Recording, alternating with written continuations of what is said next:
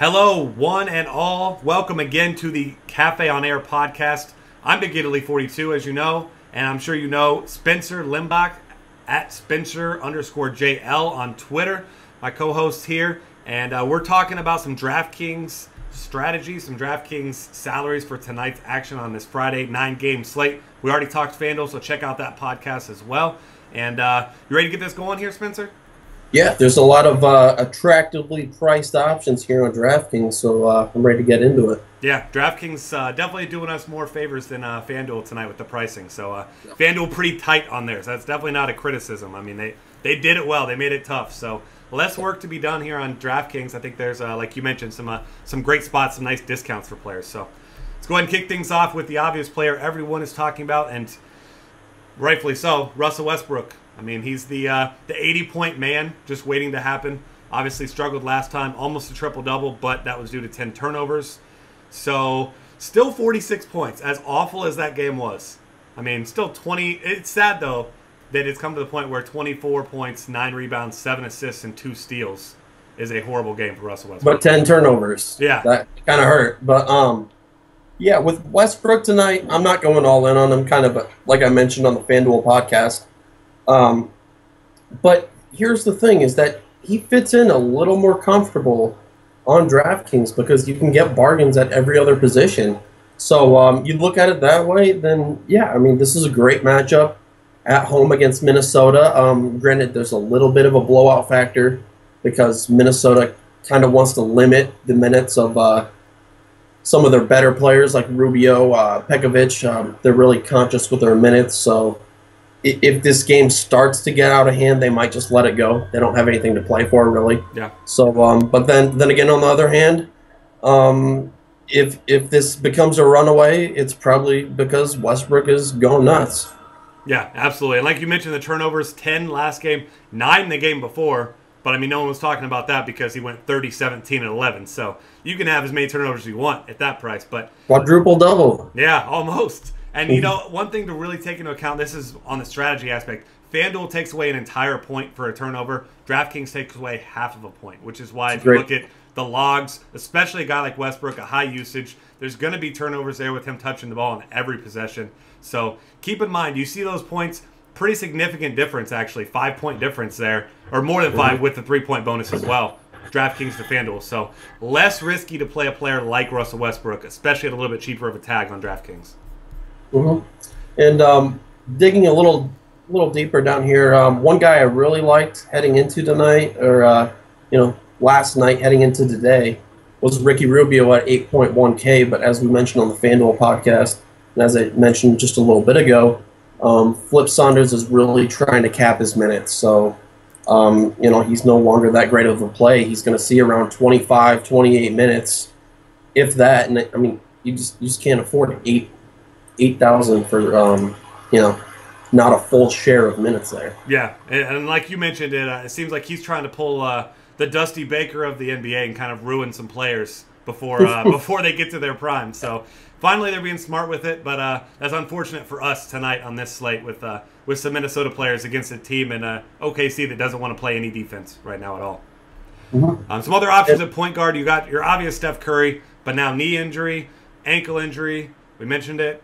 I was off him on Wednesday. I believe you were as well. Wasn't a great spot. I mean, he did go off, so that's a decision I'd make 100% of the time again, and with an injury and a tough matchup. So I think tonight is risky. It's a great matchup, but a really expensive price tag. And there's some players in similar spots for much, much cheaper that we can have tonight. Yeah, I don't love it, really. I mean, we'll get into this mid-range, and you got guys who have upside who, post similar totals. So yeah, absolutely. You really can't afford a Chris Paul having yourself 28 to 32 fantasy points on a night like tonight. My first guy that I like, and I'll give you the next spot, Jeff Teague, 6,700. Nice high total, 204 points. Dennis Schroeder is questionable for this one. Really doesn't matter a whole lot. If he's out, obviously it's a little bump. I love Jeff Teague either way. A little bit cheaper here than on FanDuel as well, 6,700. Price per dollar, pretty similar. But great matchup against Phoenix, who, like you mentioned, without Brandon Knight, that's their best perimeter defender. Eric Bledsoe, not a great defender, so I like him a great deal. He's going to be my go-to in cash games at point guard tonight. Yeah, this is where price sensitivity really matters. On on the FanDuel podcast, I was really high on Mo Williams. I still am over at DraftKings for the reasons I outlined. Al Jefferson out, and he'll likely see more offensive responsibilities because of that. But the price discrepancy on DraftKings, Mo Williams at 7.6K, Teague at 6.7, that's pretty substantial. I mean, I'd lean Teague over there. Yeah, I mean that's almost $1,000, and it's only a difference of $400 on FanDuel. So yeah, that's another strategy tip for you there. I mean that's a thing to definitely take into account because most of us play multiple sites. That's a very important part of your strategy when building your rosters tonight. Mm-hmm. Looking for some guys here for tournaments or for cash games. Aaron Brooks, we saw his price up quite a bit more on FanDuel. I'm still not in love with him at 5.4K on DraftKings, but I think he's in play here for a tournament guy. Very scoring dependent though, so not a guy that I'll be actively going after tonight, but I think you could do much worse than him there around that price. Yeah, I like him as a tournament play, like you said, high upside, decent matchup. For cash games, I'd rather pivot down to Ray McCallum. Yeah. 4.6K, I think you get the discount there. You get the nice matchup. They're playing similar minutes. McCallum not quite with upside, but I think he's a little bit safer. In a projected close game at Philly. Yeah, absolutely. So I like him quite a bit. Some safety, a little bit of upside too. I mean, he plays nearly 30 minutes each game, and you gotta like the matchup. Obviously, I mean it's Philadelphia. It really doesn't matter. They're improved on defense. They're still a pretty terrible team against most positions right now. So gotta like that. Anybody else you like, especially here at DraftKings at point guard, or are those kind of our highlights here? We're gonna move on. That's pretty much it. I mean, Curry's got a better price tag on DraftKings here, but like you said, I don't think I'm going to go that route. I think it's risky. Yeah, I don't think it's necessary. And you kind of see a theme here. There's certain couple of high-priced guys that we like. Some other guys we don't think are necessary with some better, cheaper options. That's not to say that Curry couldn't score 50 points, but if you can get potential for 45 from Jeff Teague, I'm going to take that $3,000 discount. Yeah. All right, moving over to shooting guard. There is a top option. We mentioned him on the other podcast. He is even better of an option, a great option here on DraftKings. Dwayne Wade, $7,200 against Toronto, against DeMar DeRozan. It's a fine matchup for him. DeRozan not a great defender.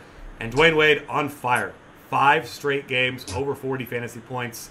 7 of his last 8, 34 or more. That he needs to score. He doesn't need to play defense. He's just out there shooting, and if they double cover him, he's passing the ball, and he's getting assists, 9 in his last game. So absolutely love Dwayne Wade. He will be in most of my lineups on DraftKings tonight. Yeah, I agree 100%. He's probably going to be the highest scoring shooting guard tonight, and he's priced at a discount. He's got the 4th highest price tag, so you got to really love this spot for him, love the price point. Yeah, absolutely. A couple guys you're probably wondering about. Eric Bledsoe, Victor Oladipo, both at 8,100 on DraftKings. Don't love the price for either one. Don't love the matchup for Bledsoe or for Oladipo, especially Oladipo up against Avery Bradley, one of the better perimeter defenders in the league. Those are tournament plays for me. Not a chance I'll be playing in my cash games. For you? Yep. And another tournament play, I mean, I agree with that. Another tournament-only play whose price I don't love is J.J. Redick. We talked about it on the FanDuel podcast. Price is really jacked up after some really good performances, but you can't really expect the peripheral stats we've been seeing. I mean, I know he's logging heavy minutes, which inherently you're going to rebound the ball and get assists, just through sheer attrition. But 6.2K on DraftKings, not in love with it. I think you can go, bump it up to Wade or drop it down a little bit to some of these other guys. Yeah, man, at that price, it's he's no longer the elite value, the instant plug nights while Blake Griffin was out where he was around 4.8K. I mean, if he was around that price tonight, I would be all aboard. I'd say play J.J. Redick next. But that price getting a little bit prohibitive there, definitely. Yep. Moving down a little bit further, we've got some other options. A guy that you mentioned on the other podcast, a small forward on FanDuel, shooting guard here on DraftKings, which is the position that he actually plays. Gerald Henderson. So go ahead and tell me about Gerald Henderson here. Yeah, kind of a similar thing going on with him as Mo Williams. You have Al Jefferson out, Cody Zeller out for Charlotte. So someone has to pick up the offensive slack, and you just can't expect Mo Williams to carry that load alone. So Gerald Henderson's just one of those guys who he could start taking shots, and he could, before the game's over, he could have 20 shot attempts.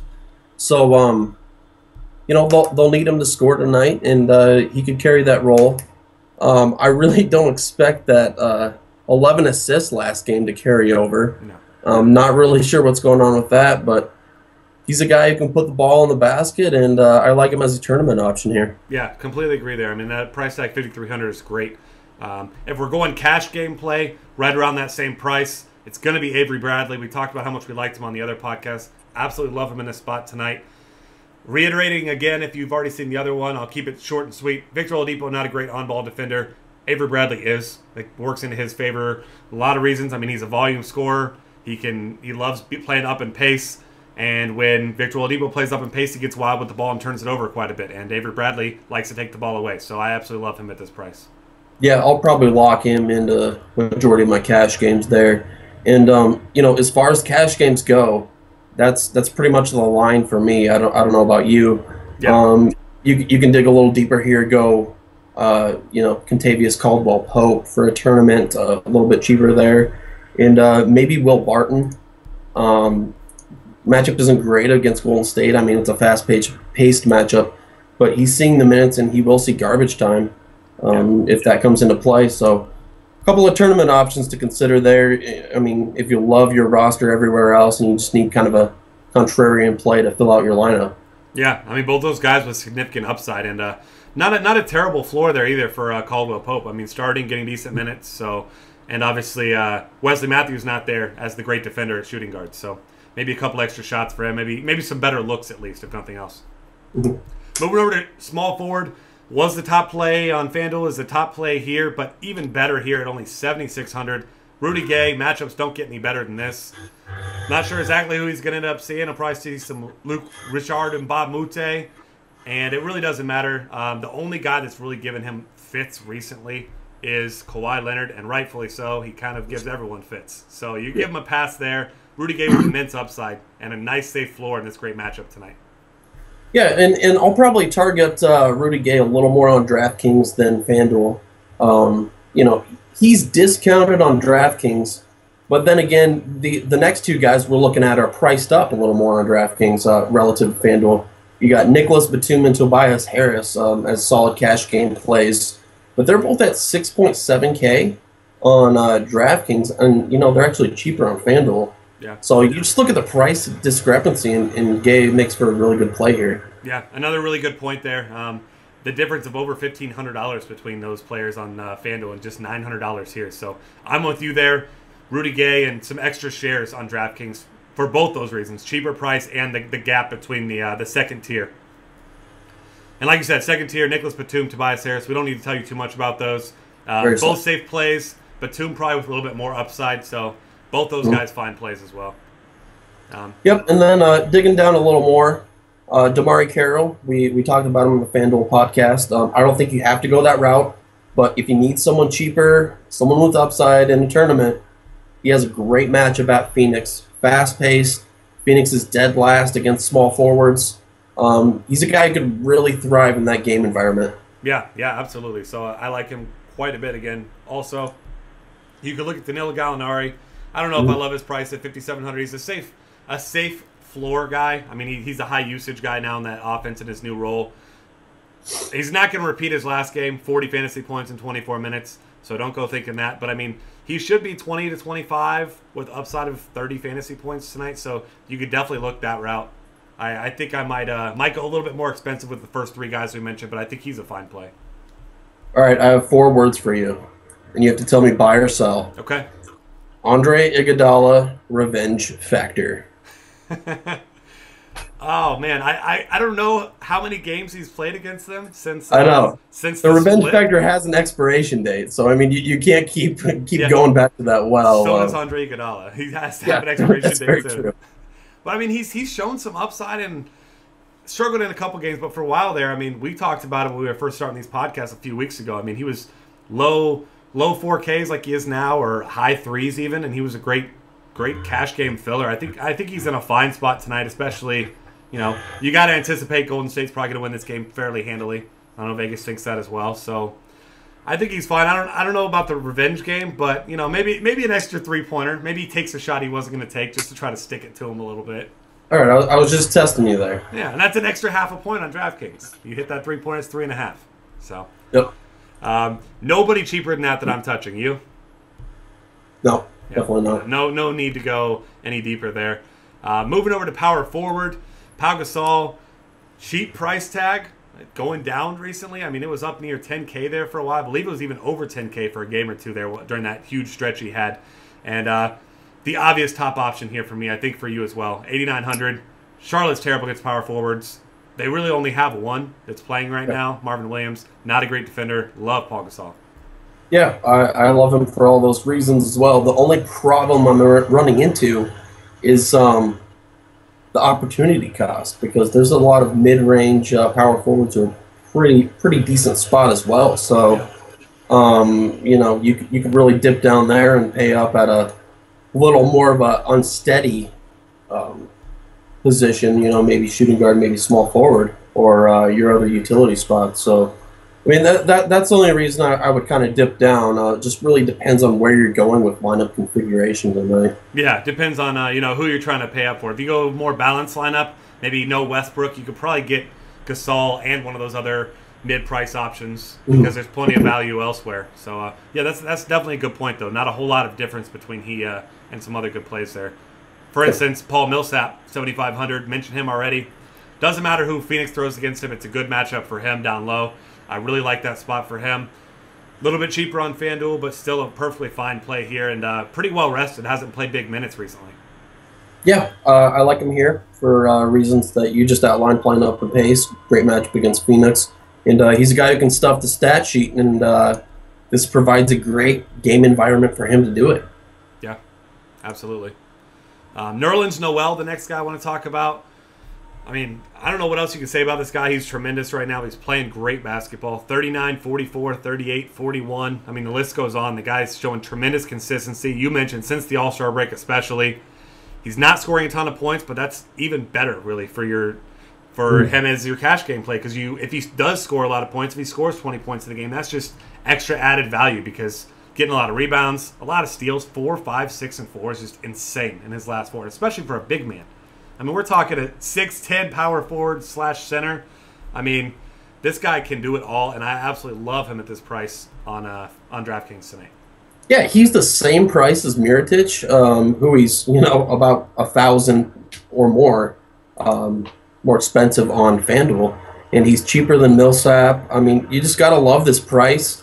Love the matchup against Sacramento, who's pretty weak against small or power forwards.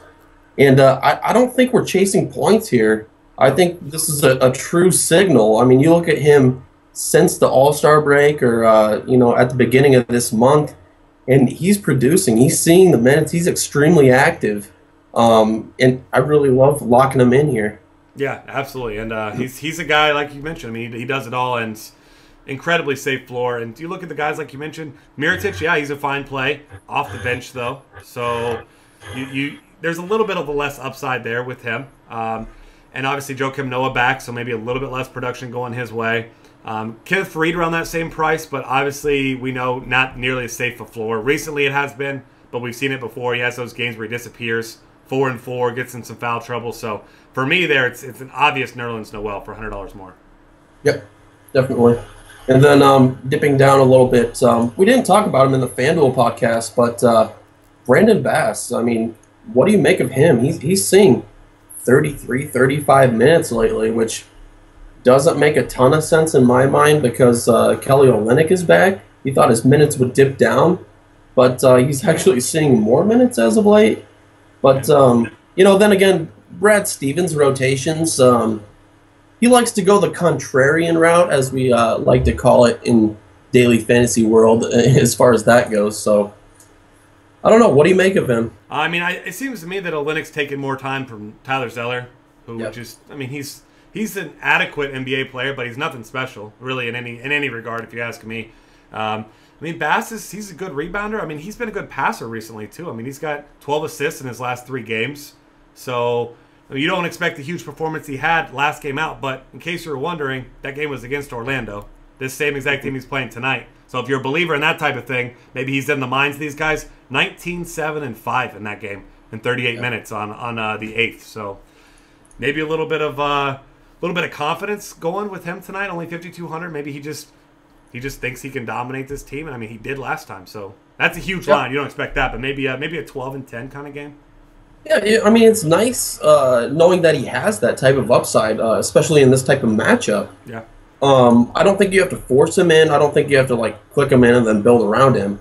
But if you're looking at a forward or a utility spot, I think he's pretty safe. He's seeing the minutes. Yeah, completely agree there. And more affordable on DraftKings than on FanDuel. $600 cheaper, so like that. If we're going cheap plays, a guy that you and I agreed on already, seems like he's in a good spot, produces when he starts. Not an ideal matchup, but he does stretch the floor in a decent way. Marvin Williams, $4,000 tonight. Obviously, we mentioned Cody Zeller's out. Al Jefferson's out. That could mean some extra rebounds for him as well down low. Bismack Biyombo, a fine rebounder, but he pretty much lives right there in the painted area. He doesn't not moving around a whole lot. So Marvin Williams should be able to get some isolation. He's a decent three-point shooter. I mean, 7 3-pointers made over his last 3 games. You got to like Marvin Williams at this price. Yeah, I mean, they're going to need him in the front court.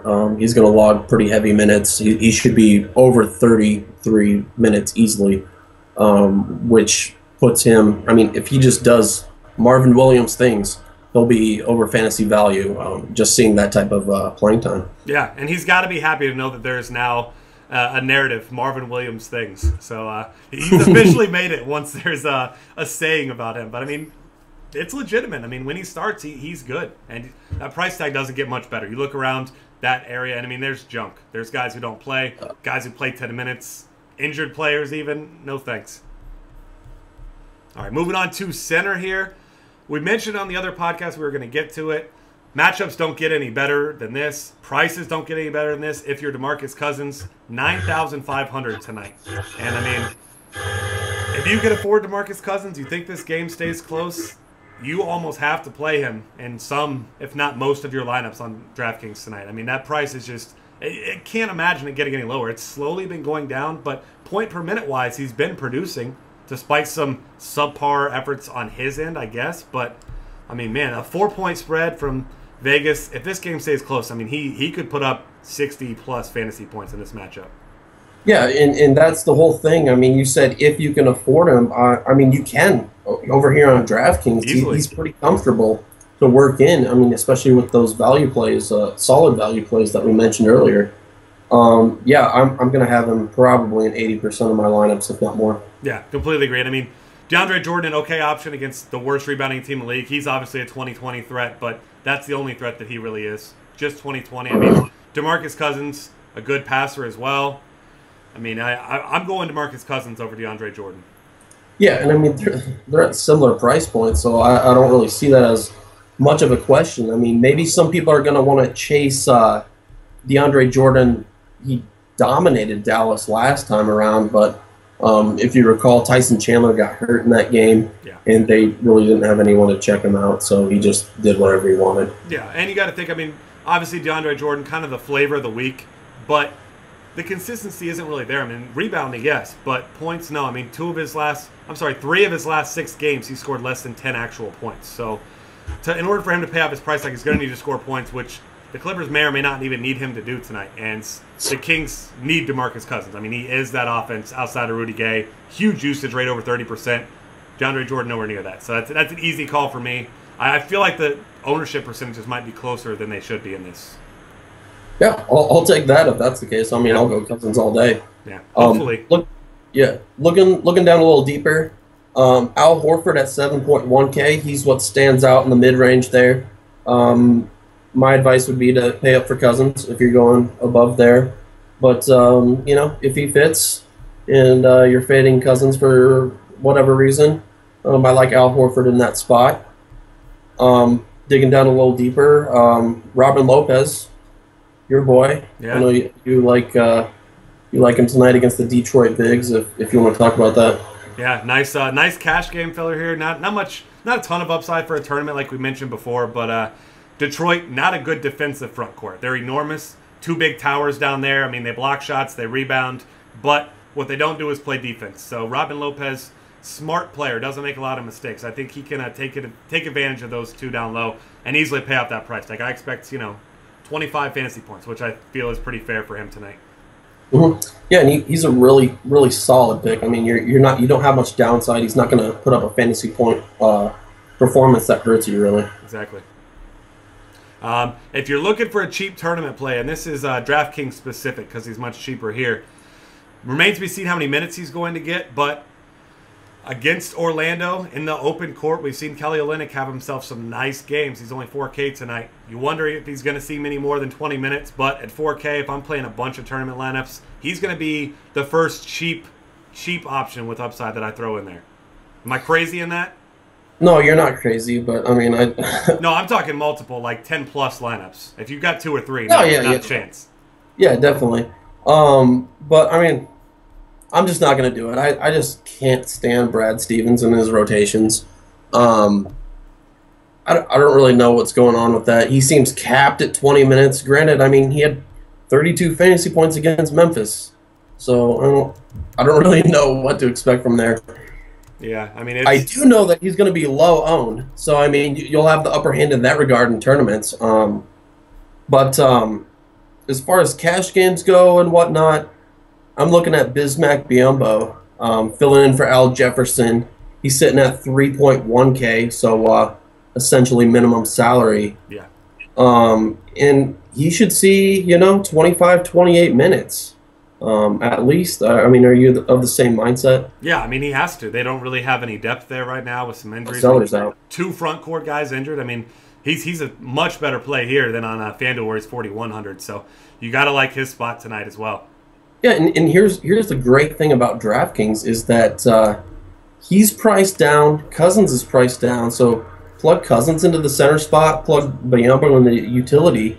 You can play them both, get salary cap relief that way. And one more thing I should mention about Biyombo is he's averaging 0.81 fantasy points per minute. So, I mean, if you extrapolate that over 30 minutes, that's easy value for minimum salary. Yeah, completely agree there. And I was just looking at some Kelly Olynyk to try to further my crazy point here. And I did see one day ago Brad Stevens coming out and saying, hey, Kelly Olynyk, shoot the ball more. So, if you like a little narrative there with the Brad Stevens belief, who I think soon to be one of the best coaches in the NBA. I mean, I love Brad Stevens. It's frustrating from a DFS perspective, but I mean, the guy is a tremendous coach. And, I mean, Kelly Olynyk, I mean, they're not exactly strangers here. So, I'm a big fan. Yeah, I don't want to say I hate Brad Stevens, but his rotations can be just maddening sometimes from the daily fantasy standpoint. Absolutely. I mean, from that perspective, you should hate him. And if you didn't, then you're not paying attention. Yeah, but from a strategic standpoint, it makes a ton of sense, kind of like the Popovich thing going on. But, yeah, I see that, and you got to kind of like that trend. I mean, they want him to shoot the ball more. And Isaiah Thomas is out, so there's a void there. Yeah. So you could kind of look at it that way, too. I also heard a rumor that he cut his hair, so maybe it's the Samson effect. Maybe he lost his powers. I don't know. I don't know if that was before the Memphis game, but nice little narrative to watch. Yeah. No, I'm off of it now. No, it's all out the window. All the research you just put in, all those great points you made about him, throw it out the window. He cut his hair. Screw it. Yeah, I got to see. I mean, I'm not a person that has to worry about cutting my hair. It's God's been cutting it for me for quite some time now, so it's going away. But all right, we're gonna do a new little wrinkle I've added here today. I'm gonna go with your premier performer, and this is not necessarily the top scorer. This is the guy you think the best dollar for dollar play. Who you got tonight on DraftKings? Well, I already set up with Cousins, so I'm gonna give you another one. I'm gonna say Nerlens Noel. Okay. I love his price tag here. I'd love him to go over 40 fantasy points again. And, I mean, you're going to be set if he does that, for like a 5th straight game. And it's a great matchup for him to do so. Yeah, I mean, Jason Thompson, doesn't really matter who they put up there at that 4 spot. Noel's got a big athleticism advantage. I mean, he's just better than anyone Sacramento has at the 4. There's one thing we should point out that, we haven't really touched on with him.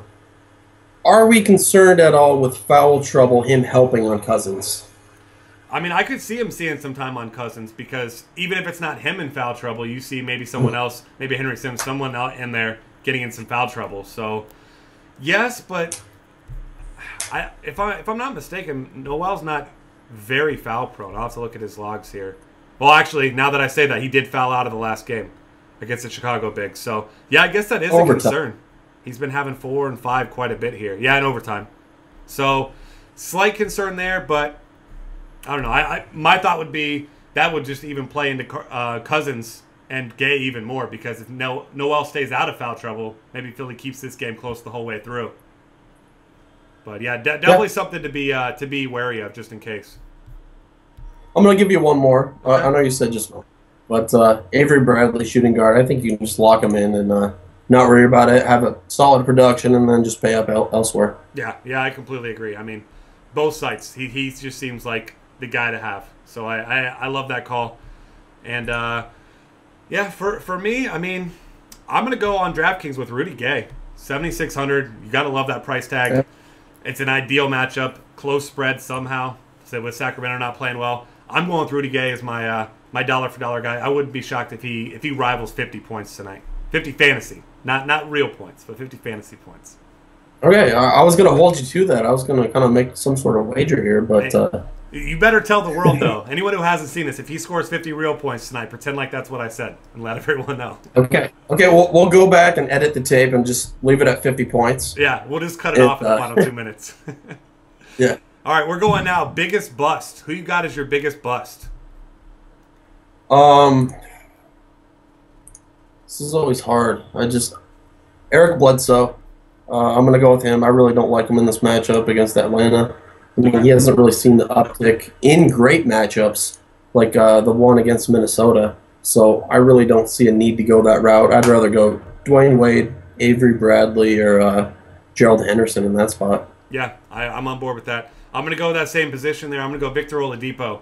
We already mentioned it. Avery Bradley, tremendous defender, underrated. I mean, he doesn't get talked about a lot, even though it's not exactly a small market. It's just a small team no one talks about. So Boston, he's underrated. I think he's a tremendous guy there. I don't like targeting people against him. Even Oladipo playing up in pace. No thanks for me at 8,100. Maybe he scores 30 fantasy points, but that's still a bust in my mind at that price. Yeah, definitely. All right, thanks once again for hanging out with us. We've got some great articles coming out on dailyfantasycafe.com. Spencer's got the Pulse article, the Market Advantage article coming out. Check us out on Twitter. I'm at BigItaly42. He's at Spencer_JL. And follow our site on Twitter at DF Cafe. So thank you once again. We will see you guys again next time.